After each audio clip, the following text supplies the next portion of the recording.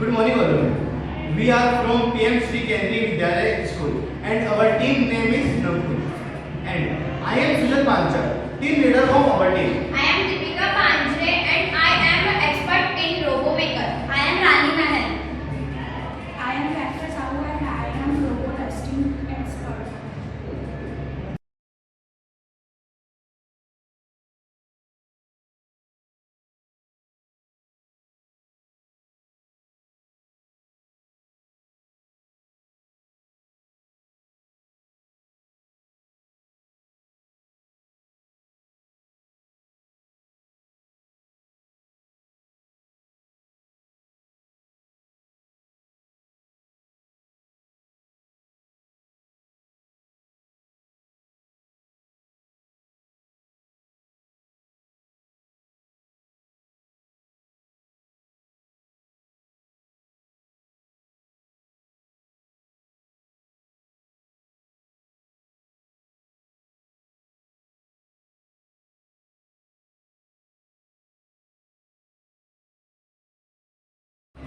First problem is the robot color sensor problem.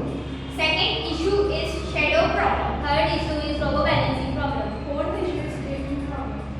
जब हमारे पास first issue आया कि रोबोट कलर सेंस नहीं कर पा रहा है या फिर किसी दूसरे टैग के कारण वो दूसरा कलर सेंस कर पा रहा है, तो हमने इसका एक सोल्यूशन निकाला है कि अगर हम सेंसर के ऊपर अगर कुछ पेपर लगा दें, कलर पेपर लगा दें, ब्लैक पेपर लगा दें, व्हाइट पेपर लगा दें, जिसके कारण दूसरी लाइट इसके ऊपर नहीं आएगी और ये सही कलर सेंस करेगा।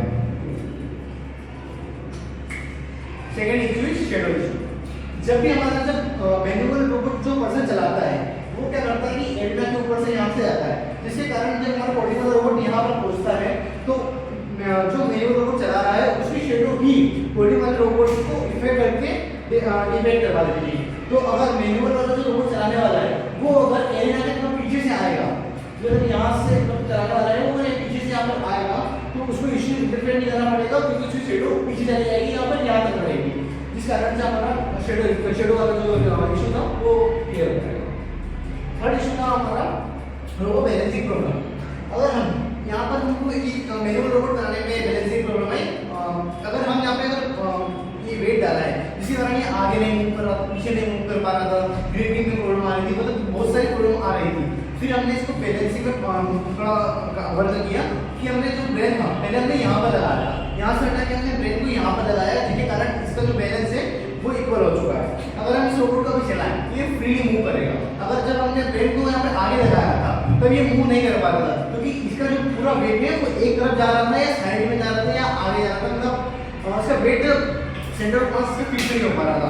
इस कारण हमने इसको ब्रेन और एक मोटर यहाँ पीछे लगाई है, जिस कारण से ये अच्छा मूव कर पा रहा है। हमने यहाँ पे एक रबड़ की जगह थ्रेड का इस्तेमाल किया है, जिसके कारण सबसे पहली प्रॉब्लम है कि थ्रेड टूटेगी नहीं, वो थ्रेड अच्छे से मूव कर पाएगी। और यहाँ पर हमने थर्ड फोर्थ प्रॉब्लम आती है ग्रिपिंग की प्रॉब्लम।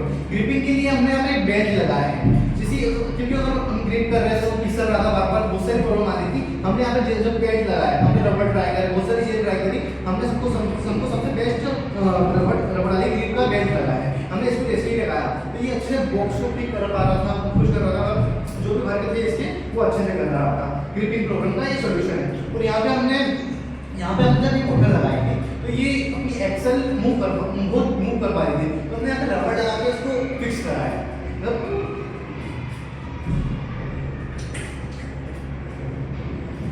फिर हमारा अगला इशू आया था कि जब हमारा रोबोट आगे आता है